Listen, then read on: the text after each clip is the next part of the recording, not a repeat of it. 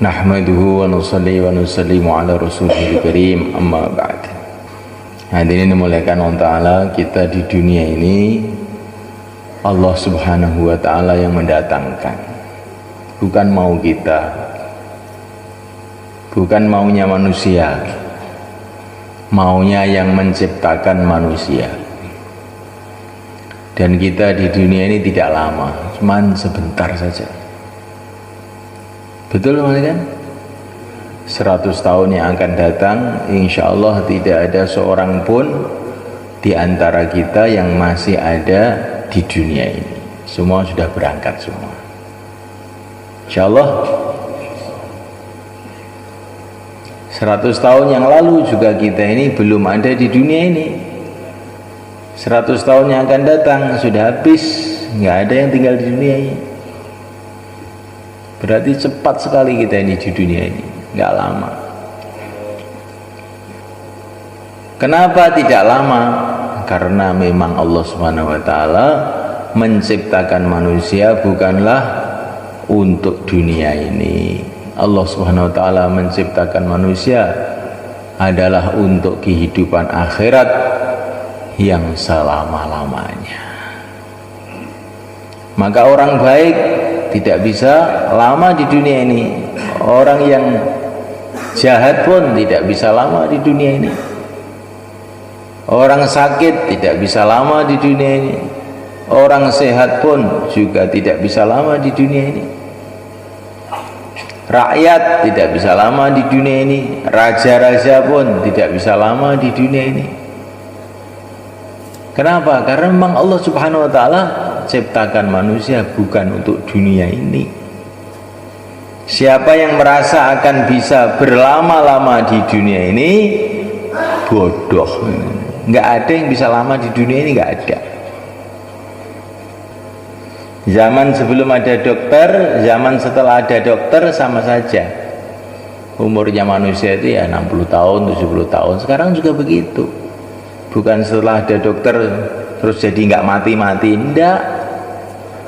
Biasa aja, tetap mati juga, dokternya juga mati juga. Betul? Ya. Sebelum ada ilmu kesehatan, sebelum ada makanan sehat, katanya orang sekarang, manusia itu ya 60 tahun, 70 tahun. Sekarang juga 60 tahun, 70 tahun. Maka perlu kita ini berpikir betul-betul untuk apa Allah Subhanahu wa Ta'ala kirim kita ke dunia ini.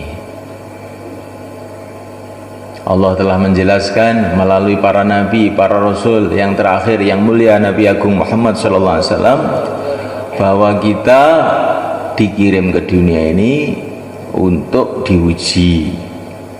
Ujiannya apa? Yaitu agama ini. Kalau lulus dalam mengamalkan agama Allah, maka di dunia barokah, kemudian dapat ridho Allah, dimasukkan dalam surga selama-lamanya. Kalau tidak lulus mengamalkan agama, di dunianya akan susah kehidupannya. Ma'isyatan dhonka, kehidupan yang sempit. Bukan rumahnya yang sempit, kehidupannya yang sempit. Nah, walaupun rumahnya luas, tapi kehidupannya sempit. Gak pernah tenang, sedih aja. Kayak Fir'aun, rumahnya luas, kerajaannya luas, tapi hidupnya sempit. Takut aja. Sampai anak-anak kecil disembelih karena takut anak kecil ini menghancurkan kerajaannya. Karena saking takutnya itu. Rumahnya luas, tapi kehidupannya, hatinya sempit. Kalau orang itu tidak amal agama begitu itu.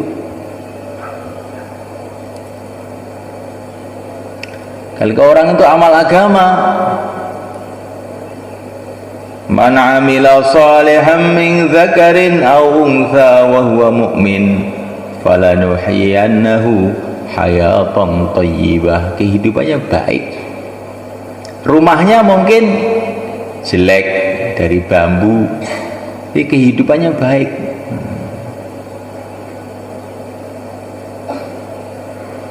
Bajunya jelek, orangnya sehat, dengan bajunya baik, orangnya sakit, enak mana? Enak mana? Nah, betul toh. Walaupun bajunya baik ya. Sepatunya harga 10 juta tapi kakinya bosok, ada gunanya nggak? Nggak ada gunanya ya. Rumahnya banyak jendela, ventilasi, angin, tapi saluran napasnya ini buntu, ada gunanya? Nggak ada gunanya. Kalau orang itu amalkan agama, kehidupannya jadi baik.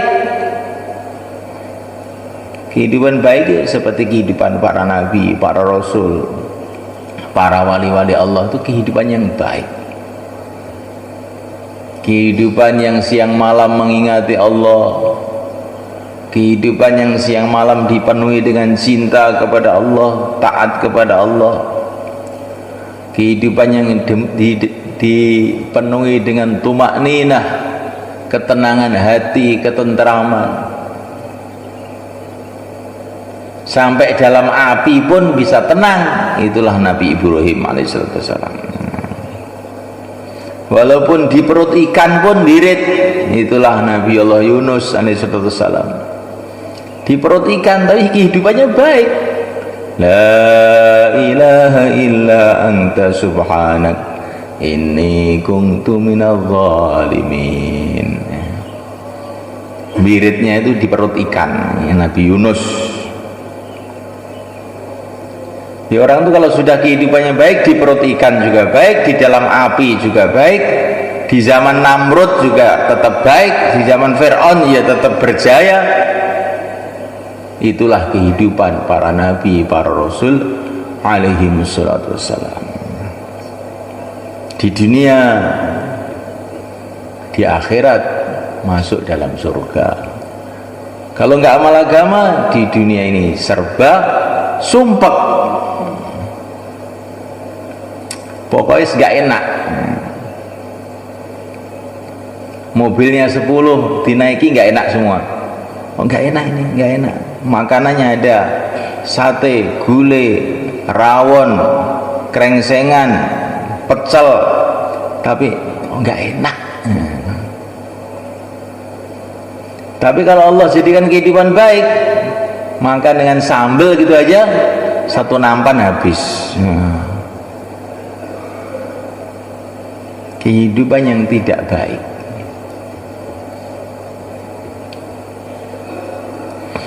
Kemudian di akhirat ke neraka.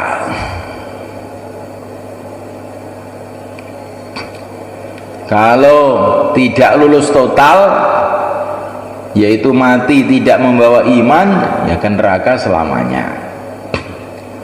Kalau tidak lulus, tidak total, masih membawa iman tapi amalnya jelek, masuk neraka sesuai dengan dosanya, kecuali kalau diampuni oleh Allah. Semoga Allah ampuni kita semua. Oleh karena ta'ala,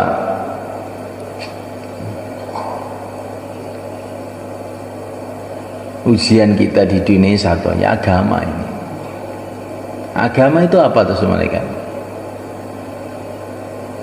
Agama itu yang diamalkan Rasulullah SAW selama 23 tahun, itulah namanya agama. Agama itu yang telah dikerjakan oleh Rasulullah SAW selama 23 tahun, itu namanya apa? Agama. Agama itu bukan hanya sholat. Sholat itu bagian dari agama.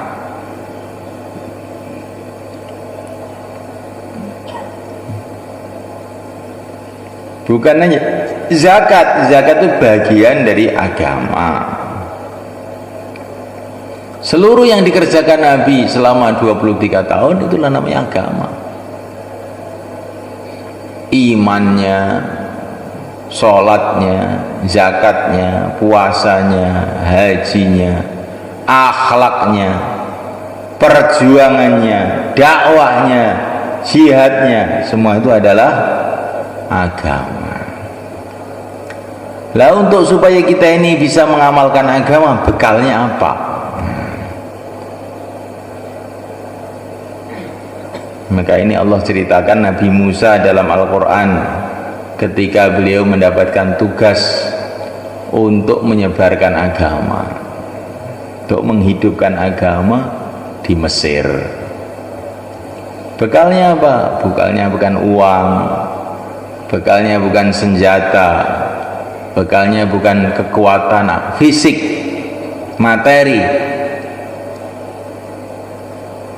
Bekalnya pertama kali adalah keyakinan. Innani anallahu la ilaha illa ana fa'budni wa aqimis salata li dzikri. Ini bekal pertama. Yakin kepada Allah, ada masalah apa-apa hubungan dengan Allah dengan sholat. Insyaallah kan bekalnya apa? Yakin kepada Allah, hubungan kepada Allah dengan sholat. Udah, ini bekal utama. Tidak perlu hubungan dengan raja-raja. Yang penting itu hubungan dengan yang menciptakan raja-raja. Paham? Tidak perlu dunia untuk amal agama ini. Perlu hubungan baik dengan yang menciptakan dunia. Insyaallah. Fir'aun marah gak apa-apa, asalkan yang menciptakan Fir'aun jangan marah. Itu bekalnya agama. Yakin kepada Allah, hubungan kepada Allah dengan sholat. Itulah diantara makna innani anallahu la ilaha illa ana fa'budni wa aqimis salata li dzikri. Tapi sholat itu untuk apa tuh? Sholat itu apa? Li dzikri. Sholat itu supaya ingat kepada Allah. Tadi kamu sholat itu ingatnya kepada Allah berapa? Ya itulah sholat kamu. Maka ada orang sholatnya 100%, ada 50%, ada 25%, ada 10%, ada 0. Nggak ingat sama sekali. Karena wa aqimis sholata li dzikri, sholat itu untuk ingat pada Allah. Kalau kamu nggak ingat, sebetulnya nggak sholat kamu itu. Nggak apa namanya? Ya sembuh, gak ngerti aku sini apa, belum diseneng nih.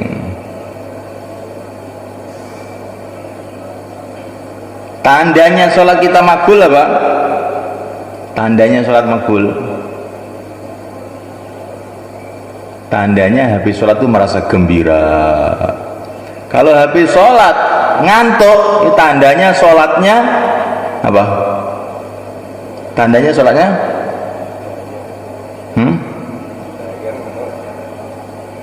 tandanya apa? Apa? Tandanya apa? Tandanya sholat makbul, habis sholat gembira, tidak ngantuk. Kalau habis sholat ngantuk, tandanya sholatnya bagaimana? Tandanya sholatnya? Tandanya sholat makbul, gembira, habis sholat tidak ngantuk. Kalau habis sholat ngantuk, tanda apa? Nah, pinter nih, tidak makbul kamu gak bisa jawab sih. Harus setahun gak bisa jawab, gimana? Ini baru 3 hari bisa jawab. Bangun kan? menghadap kepada Allah, kok habis menghadap kepada Allah tidak gembira. Itu belakang cagak itu loh, Mbah rungokne lho aja turu. Ini wis enten wong niku wis tuwek, wis meh matek, iki urung salate urung iso eling karo pangeran. Niku piye nek mati kaya ngono kuwi? Malaikat Allah Ta'ala, maka bekal kita pertama kali itu yakin kepada Allah dan sholat. Tandanya sholat makbul itu gembira dengan sholat. Wa ju'ilat qurratu aini fi sholat. Kalau tidak gembira dengan sholat, tandanya kita ini belum makbul. Betul? Menghadap kepada Allah kok tidak gembira, kamu tuh menghadap tembok, bukan menghadap pada Allah. Betul nggak? Nah, ini betul, ini dirasakan betul ini. Kita ini sudah 60 tahun sholat sebetulnya, tapi belum merasakan gembira dengan sholat. Sebetulnya kita ini belum bisa sholat, belum boleh sholat katanya orang Malaysia, belum boleh.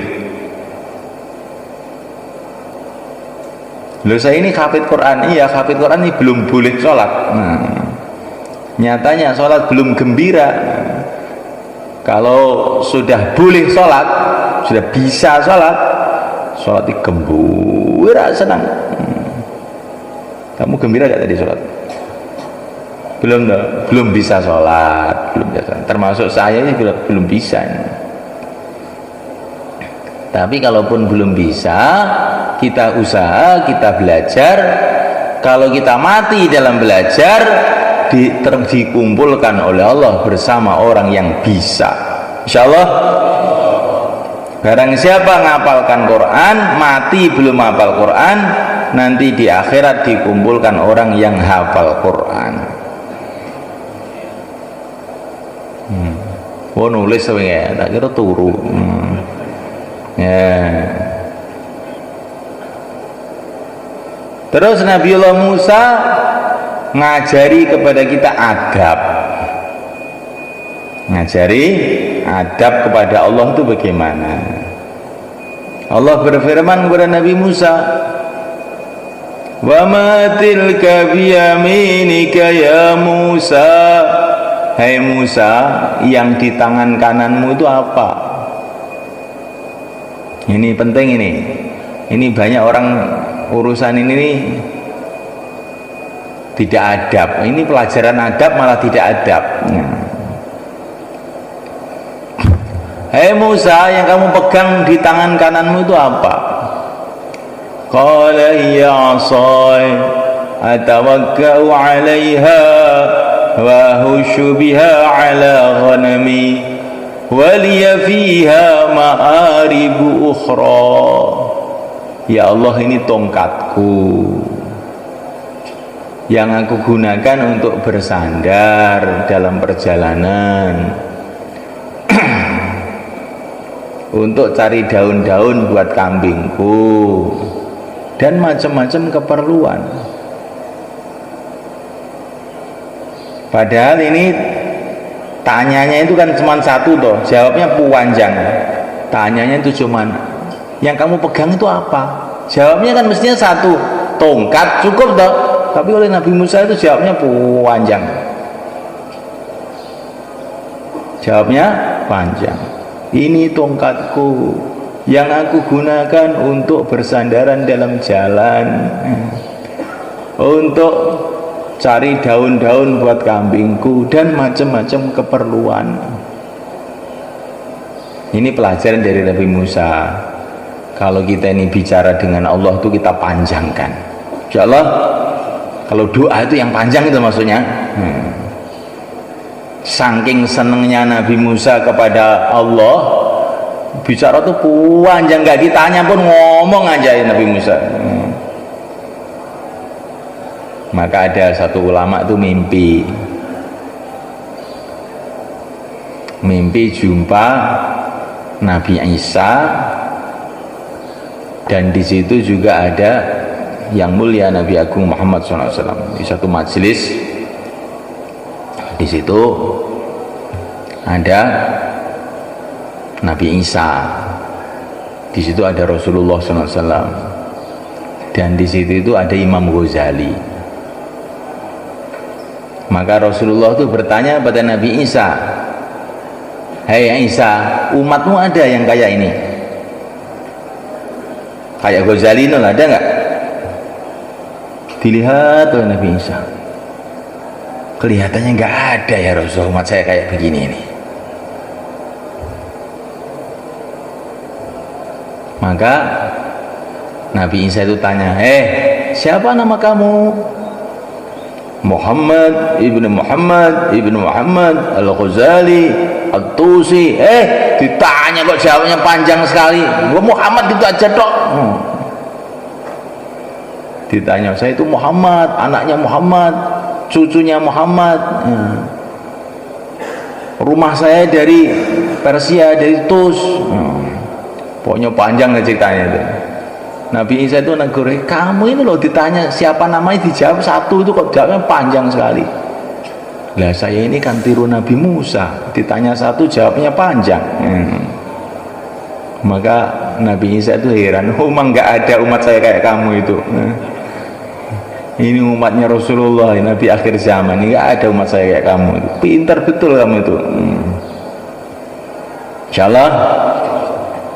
Maka Nabi Musa itu ceritanya kalau mau sholat jauhlah dulu, datang ke rumah-rumah, tanya kepada setiap orang, "Kamu minta didoakan apa? Saya mau sholat ini, kamu minta didoakan apa?" "Mbah, sampai njaluk didongakne nopo?" Ditekoni Nabi Musa, "Kamu mau didoakan apa? Kamu mau didoakan apa?" Maka para sahabatnya Nabi Musa itu heran, "Kenapa engkau ini mau sholat kok tanya setiap orang mau didoakan?" "Biar nanti doa saya panjang gitu. Saya senang kalau doa saya panjang sehingga menghadapnya kepada Allah itu lama." Gitu. Itu Nabi Musa sayang senangnya kepada Allah itu gitu. Insyaallah kan. Kemudian Allah berfirman kepada Nabi Musa, Musa, buang tongkat kamu itu." فَإِذَا هِيَ حَيَّةٌ تَسْعَى. Tahu-tahu tongkat itu berubah jadi ular yang gede banget. Maka Nabi Musa lari melihat ular itu. Kenapa kok lari? Karena Nabi Musa itu dalam keadaan menghadap kepada Allah, maka beliau ini menampakkan kelemahannya, menampakkan kedhaifannya. Begitu, orang itu kalau di depan Allah tampakkan kelemahannya. Kayak Nabiullah Ayub, "Rabbi inni massani yadur." "Ya Allah, saya sakit ya Allah." Kalau di depan Allah adabnya itu ditampakkan lemahnya. Nabi Nuh, "Ini maghlubun fantasir." "Ya Allah, saya sudah kalah ya Allah." Ya, orang itu kalau menghadap pada Allah tampakkan apa? Lemahnya. Tapi kalau di hadapan manusia tampakkan kuatnya.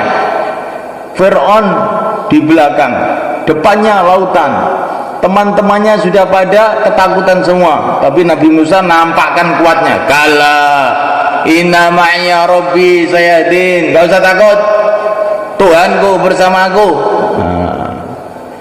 Jadi kalau di depan manusia tampakkan kuatnya, tapi kalau menghadap pada Allah tampakkan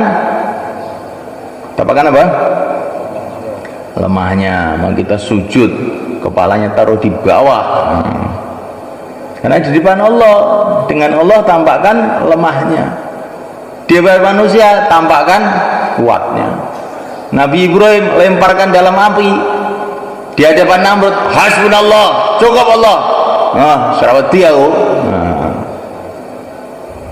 Jadi kalau di depan Allah tampakkan lemahnya. Itu adabnya, jangan di depan Allah tampakkan kuatnya. "Saya nggak mau sujud, saya kuat." Dipentung kamu nanti. Itu namanya nggak punya adab. Di depan Allah tampakkan lemahnya. Kalau depan makhluk tampakkan kuatnya. Kalah, jangan takut. Inna ma'ya Rabbi, Tuhanku bersamaku. Begitu semalakan. Jadi kalau sudah depan Allah, Allahumma inni ashku du'afa quwwati. Nabi di Taif. Ya Allah, aku mengeluh kepada Engkau, habis kekuatanku, habis usahaku, hina aku ya Allah di depan manusia. Kalau di depan Allah merengek-rengek. Kalau di depan makhluk tampakkan kuatnya. Kamu di depan makhluk atau depan Allah sekarang? Kalau doa itu di depan Allah, ya semua hakikatnya di depan Allah. Tapi kalau sikap kita ini sikap doa, nangis. Sekarang ini ngaji ini di depan makhluk, jangan ditampakkan lemahnya, tampakkan kuatnya. Insyaallah. Rahimallahu imra'an ara min nafsihi quwwah, kata Nabi kepada para sahabat waktu di Mekah. Semoga Allah merahmati orang yang menampakkan kuatnya dalam perjuangan. Jangan bayangkan tuh, itu nanti nggak dapat doa Nabi. Insyaallah. Kalau dalam perjuangan perlihatkan kuatnya. Kalau doa lemahnya. Nah, Nabiullah Musa itu waktu itu dalam keadaan tawajuh kepada Allah, maka ditampakkan lemahnya. Ada ular lari supaya disayangi oleh Allah, supaya dikasihani oleh Allah, maka dia lari. Terus dipanggil oleh Allah, Musa, jangan takut. Nah, senang Nabi Musa. Ambil itu ular, diambil, tahu-tahu jadi tongkat lagi. Nabi Musa dikasih pelajaran oleh Allah, dengan taat kepada Allah terjadi keajaiban. Tongkat jadi ular, ular jadi tongkat. Yang bahaya jadi manfaat, yang manfaat jadi bahaya. Terserah Allah. Bahaya atau manfaat dari Allah, bukan dari tongkat. Tongkat bisa jadi ular, ular bisa jadi tongkat. Yang penting kita taat kepada Allah, nggak usah melihat tongkat, nggak usah melihat ular. Yang penting taat. Nanti kalau kita taat, Allah akan tampakkan keajaiban-keajaiban. Ini bekalnya Nabi Musa berangkat ke Mesir. Seolah-olah Allah memberikan pelajaran kepada Nabi Musa, nanti kamu di Mesir nggak usah takut sama Fir'aun. Fir'aun itu apa dibanding ular yang itu? Gede ularnya itu, kan? Fir'aun itu kan kecil aja. Fir'aun itu kecil loh, kan? Sampai sekarang bangkainya juga masih ada di Mesir. Nggak besar betul, nggak kecil. Kalau ular saja kamu pegang dengan perintah Allah jadi tongkat, apalagi Fir'aun, nggak usah takut. Di bekalnya dakwah itu adalah yakin kepada Allah, sholat, taat, insyaallah.